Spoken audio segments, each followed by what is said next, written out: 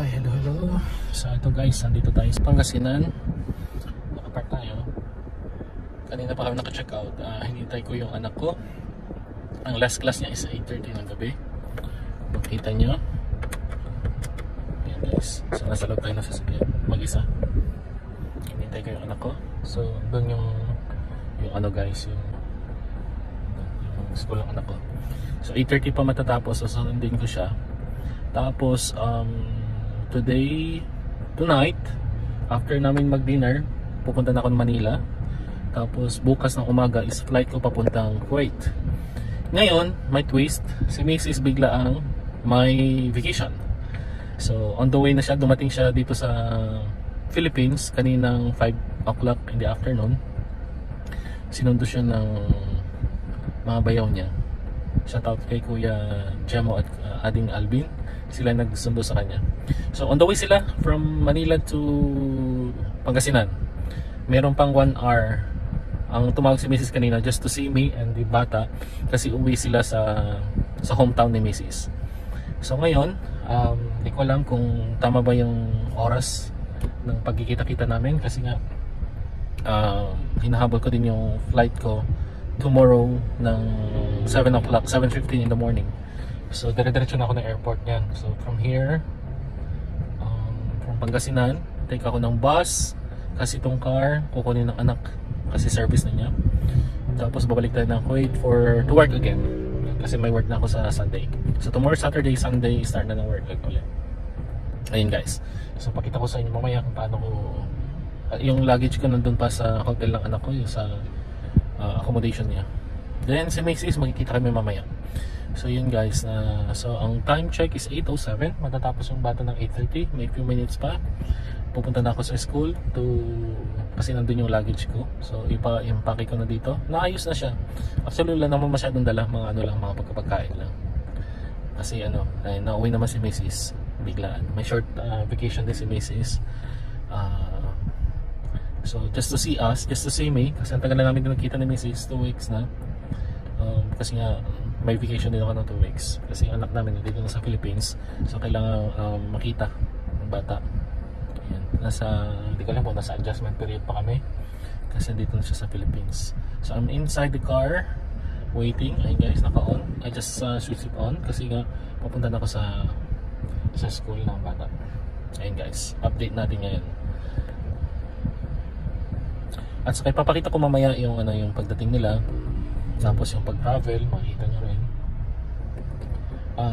Happy na nakita ng mga family members, mga friends, some relatives, and friends, and especially time sa anak. Importante yan, time sa anak. 2 weekend na nandun. Pangatlo tong weekend na to, nakasama ko siya. Sabay kami umuwi sa Philippines, nag-vacation siya sa Kuwait. And then, umuwi kami dito sa Philippines together. Inayos kasi start na siya ng semesters 2 niya. And then ayun ang kaganapan ngayon. Sana safe sila Mrs. na makarating dito on time. Pag-pray natin yan. And then si anak ko on time din ang labas niya para sakto yung time.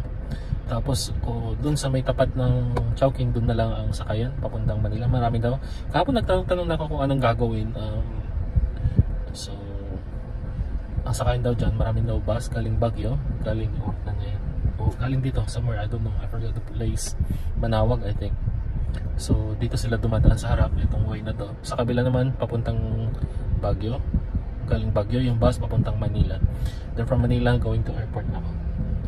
Yan guys, sana pray tayo na maayos yung travel natin. Okay, punta na tayo sa school guys.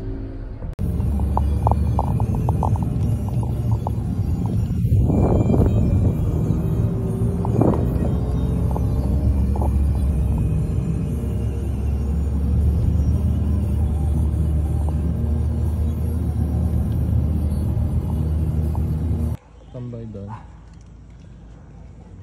Yan guys, school ng bata. Hi.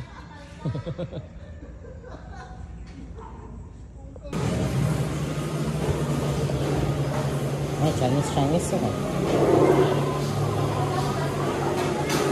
Kaya pala dami nilang decoration. Oo.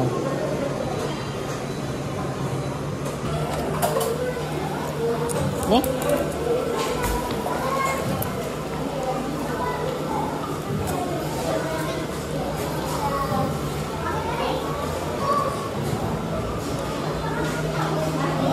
Ganda.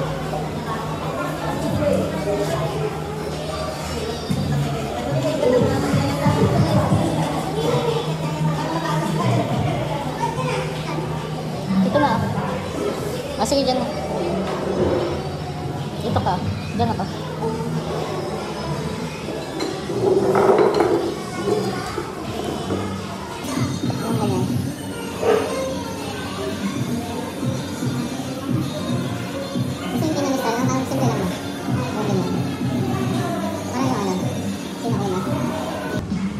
Feel na feel na. Smile. I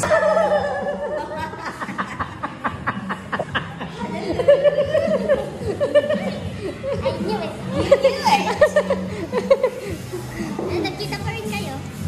Oo, nasa plan. Hindi mo pwede i-move to? Ang dali, upo ka muna dyan. O, ba't mukha kang puso na yun? It's learning, it's more baby. Learning, you like to learning. Oo, ano sa'yo? Ano? Nag-vlog ako kanina. I knew it. You knew? You know why? You felt it? I felt it because Daddy made me sit here. Oh. He was like, you usually sit. I usually sit wherever I sit. But he said, no, you move there. Tapos sabi ko, ayun o, ang ganda niya no, para doon tumitingin. Yeah, I saw the car, but then I said like you're beside the car. And then where's Tito? Tito is just there waiting for the makina to be cold, and Tito is there calling us Tita. Yeah. Well, the Philippines again after 2 months. O, ilang hours na rin kasama ngayon. Hindi, yun yung plano, diretso. Kaya sabi na 8:30, inasa ano na kami kanina. But then, they said Rosales, they will go to Rosales. Sabi ko, pwede ba tayo magdadaanan ang Villalona? Sabi niya, pwede naman nating doon tayo mag-exit. So, okay, sabi ko, pwede ba tapos pinasenso ko na siya. Eh, 8:30 ka pa naman pala, but then you finish your class so early. Iwawan ko pa tatay, umuong pormiti, aramido ko tatong madelay-delay. Dati, gutom na ako. Inisip ko, ba't ang dami niya order nito? Oh, you heard him. Sabi niya, dati gusto ko yung ano nilang anak ko pang family, yung ano, sabi ko. Tapos sabi niya, ay, para may iuwi ako pala. Oh my God! Kaya yung 3 days off Next week. Friday, Saturday, Sunday. Anong pantalon mo? Wala, I just felt like using it. Ang galing ng sense ni Hatsel. You can never. Ipapakita ko pa naman sana yung ano. Si Ma'am si Gano ginano naman, pakita mo yung video. Na-surprise sila. Wow, you're here. Oh, ano na madam, bakasyon? Yung, Parang few hours lang tayo magkasama. Ay, kwenta mo, saan ako pupunta? ha? Saan ako pupunta ngayon?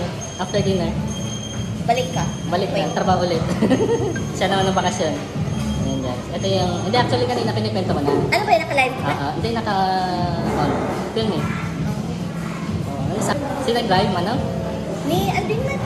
Ayan guys, si Kuya, nasa labas. Oo, hanap ka na lang ako later. Tsaka lalo na sa mga Filipinos. Bigla napansin siguro yung... Mag-itim na. Madam. Oras mo. Oh, imbis na mag-eating na dahil may biyahe. Nagbibideo pa.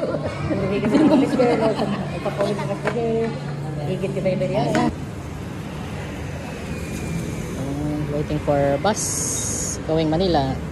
Oh, hi. Hi na kayo. Hi. Ayan. Mag-ina. Ayan. Si Madam, uwi sa Isabela. Si Haj sa school. Ayan. Wait na ng bus going Pasay.